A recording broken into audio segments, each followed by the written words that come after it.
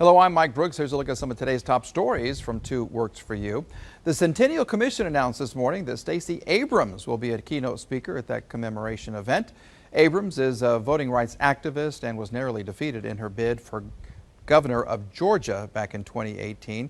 Now, she says in a statement, "I join in the recognition of what Tulsa's black families endured 100 years ago, knowing that together we can create a more equitable nation where systemic racism is conquered at last." 2 Tulsa police officers were honored by the state for their bravery and sacrifice in the line of duty.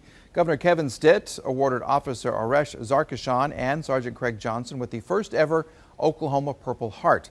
They were both seriously injured during a traffic stop last June. Of course, Sergeant Johnson died from his injuries. Top state and city leaders were at the Capitol for the ceremony, including Tulsa Mayor G.T. Bynum.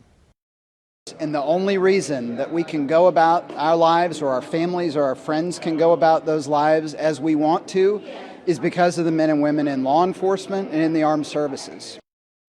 Tulsa Police Chief Wendell Franklin, along with his top officers, were also there to support Sergeant Johnson's widow and 2 young sons, as well as Zarkashan and his family.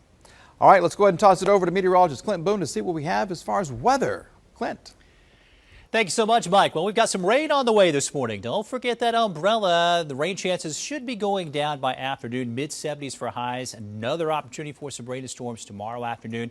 Lower chances for Friday into the weekend. Warm and muggy for the weekend. And then we stay in the 80s with another chance for rain by next Tuesday.